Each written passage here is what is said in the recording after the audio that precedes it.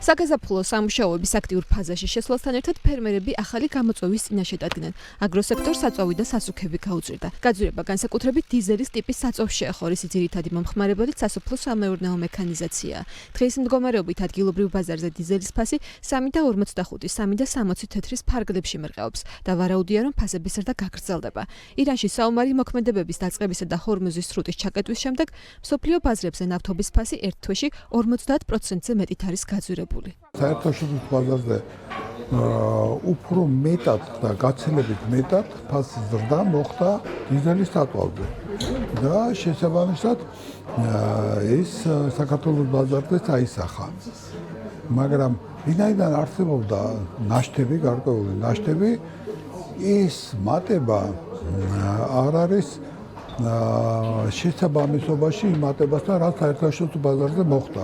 შეიძლება საწვავი დეფიციტი არ იყოს, მაგრამ მაღალი ფასიდან გამომდინარე რთული ხდება ეს შესყიდვა მოსახლეობისათვის. საწვავის მზარდი ფასი საქართველოს სამომხმარებლო ბაზარზე პირდაპირ აისახება. ხილისა და ბოსტნეულის ექსპორტიორთა ასოციაციის თავმჯდომარე ვახტანგ ბეჟიტაშვილი აცხადებს, რომ აგროსექტორისთვის მუშაობა მნიშვნელოვნად რთულდება, რადგან საწვავის და ენერგომატარებლების ხარჯი პროდუქტის საბოლოო ღირებულების თითქმის მესამედს შეადგენს. ამიტომ მიმდინარე პროცესები უახლოესი თვეების განმავლობაში პროდუქტების კიდევ უფრო გაძვირებას და ინფლაციური პროცესების დაჩქარებას გამოიწვევს. საწვავის ფაქტორი არის უმნიშვნელოვანესი, ის არა მხოლოდ უშუალოდ წარმოებაში არის გამოყენებული, თუმცა აქაც ძალიან დიდი ნაწილი უკავია ენერგომატარებლების დანახარჯების სახით, ასევე შემდგომ პერიოდშიც, როდესაც მოხდება უკვე მოსავლის მოყვანა, მის გადატანას, გადაადგილებას სამაცივრო სისტემებში შენახვასაც თავისთავად ცხადია, იგივე დანახარჯი უფრო გაზრდილი ხდება და შესაბამისად ფასზე აისახება ეს ყველაფერი და თავისთავად ცხადია ძალიან დიდი, ასე ვთქვათ, დატვირთვა მოდის პროდუქციის ფითღირებულებაზე.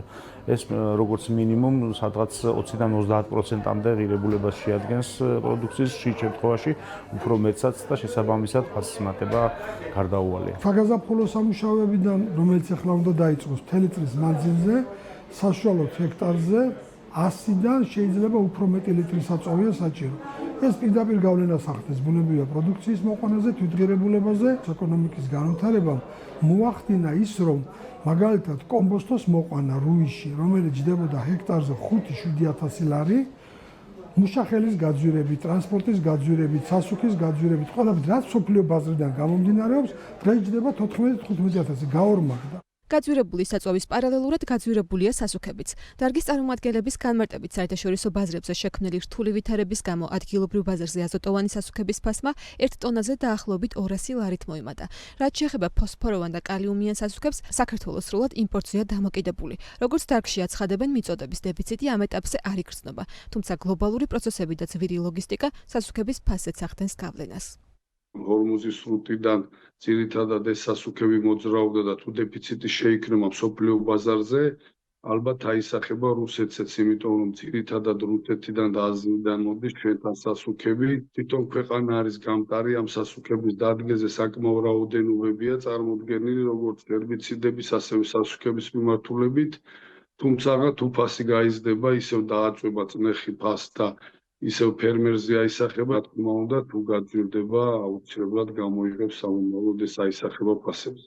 სასუქების ნაწილი საქართველოში რუსეთიდან, ნაწილი კი აზიური ქვეყნებიდან შემოდის. წელს იანვარ-თებერვალში საქართველოში 7,5 მილიონ დოლარის ღირებულების სასუქები შემოვიდა. აგრომაღაზიების წარმომადგენლების განმარტებით, სასუქების დიდი ნაწილი საგაზაფხულო სამუშაოებისთვის გაყიდულია. მომდევნო ეტაპის გაყიდვები კი რამდენიმე კვირაში დაიწყება, თუმცა უკვე გაზრდილი ფასებით. ჩვენ ზამთარში შემოვიტანეთ ძალიან დიდი რაოდენობა და დიდი ნაწილი უკვე მივიღეთ, მოკლედ რო გითხრათ და ძალიან ცოტა სველოდებით ახლა. ცოტა შედარებით ძვირად გვაქვს წინა წელს ყიდით, მაგრამ შეიძლება კიდე შევცვალოთ ახლა ფასები. ფასებმა ახლა სასუქებზე ყველგან მოიმატა, ყველაფრის ფასი მომატებულია და ჩვენი კონკრეტული სასუქის ფასებიც მოიმატა, მაგრამ ზუსტად ციფრებში როგორ იქნება ახლა ვერ გეტყვით. აზოტის ქარხანა არის ქვეყანაში, აქაც გაიზარდა ფასები დაახლოებით 200 ლარამდე 1 ტონაზე. თვითონ ფოსფოროვან კალიუმის სასუქებს ვერ ვაწარმოებთ ქვეყანაში და ძირითადად არის იმპორტირებული სასუქები და აქაც იქნება ზრდა, მაგრამ თუმცა ჯერჯერობით ფასები საგაზაფხულო სამუშაოებს, სიმინდის მოსავალს შეეხება ეს ხორბლის მონაკვეთში ან პუბლის შემთხვევაში უკვე შეტანილია ეს საცუქები შემოდგომაზე.